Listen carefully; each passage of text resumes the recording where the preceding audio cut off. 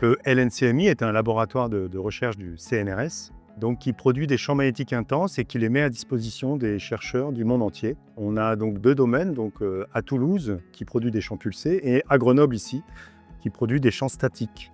Donc c'est effectivement une structure qui est rare, puisqu'il n'y a que 4 sites sur la Terre à fournir ce champ statique intense. Donc les champs magnétiques statiques qu'on peut atteindre actuellement au laboratoire LNCMI sont de 42 Tesla grâce à une bobine hybride et nécessitent donc une puissance jusqu'à 36 MW sur les électroaimants disponibles justement grâce au projet EPALIM.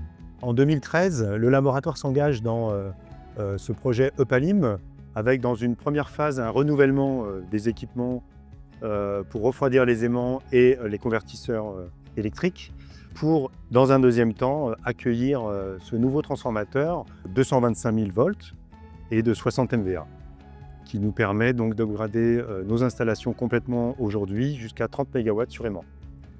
Dans un premier temps, le service technique et logistique de la délégation Alpes est sollicité par le LNCMI afin de déterminer un lieu d'emplacement pour accueillir les installations HTB du projet, mais aucune solution technique satisfaisante n'émerge. Donc initialement prévue en opération d'équipement, cette opération prend rapidement de l'ampleur et bascule en 2017 dès lors qu'elle est requalifiée en opération immobilière. Il devient clair à ce moment-là, cette opération nécessite la construction d'un nouveau bâtiment afin de mener à bien le projet EPALIM 2.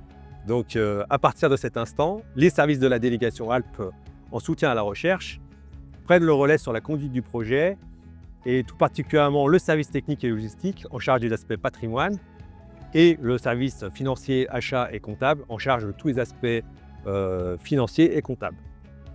Côté service financier, cette opération a eu plusieurs enjeux.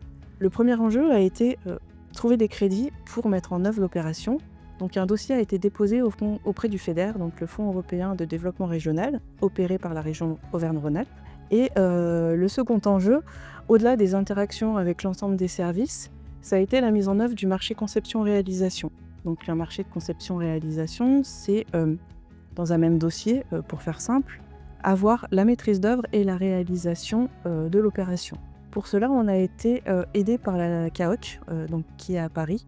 Et donc, on a eu, dès le début du projet jusqu'à sa clôture, de fortes interactions, que ce soit avec la cellule de la CAOC, le service technique et logistique et au sein du service financier sur l'intégralité du projet, la mise en place du budget, le suivi du budget, côté dépenses sur tout ce qui est paiement des états d'acompte, etc. Ce qui a demandé une forte interaction et des montées en compétences des personnels sur ces différents points.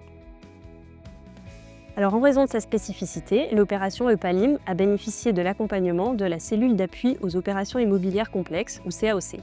C'est une cellule qui est placée au niveau du siège du CNRS. Elle se compose de 4 personnes qui sont issues de la direction des affaires juridiques et de la direction de la stratégie financière, de l'immobilier et de la modernisation, ou DSFIN. Cette cellule accompagne les délégations régionales maîtres d'ouvrage sur des opérations ciblées et à forts enjeux à tous les stades d'avancement du projet. Elle apporte une expertise juridique, opérationnelle et immobilière afin de prévenir et de maîtriser les risques juridiques. La CAOC a accompagné l'équipe EPALIM dès le montage de l'opération jusqu'à la réception des travaux et le règlement financier. Concrètement, nous avons réalisé des analyses contractuelles, participé aux réunions de suivi et de négociation et participé à la rédaction de courriers adressés aux entreprises du chantier. Nous avons également fourni des conseils juridiques et opérationnels sur des sujets divers et parfois même inédits, avec l'objectif de tenir au mieux les échéances de calendrier et l'enveloppe budgétaire. Alors le fait d'avoir acheté ce transformateur et de l'avoir installé au niveau du CNRS nous permet de développer une interface entre les besoins d'une infrastructure de recherche, le laboratoire des champs magnétiques intenses, et les besoins du réseau électrique fortement maillé au niveau de l'Europe. Cette interface nous permet de passer d'un statut passif vis-à-vis de l'énergie à un statut vraiment acteur dans le cadre de l'évolution majeure en cours au niveau français et européen. Avec EPALIM, le CNRS dispose d'un outil formidable pour rentrer dans cette logique de collaboration pour avancer dans la transition énergétique.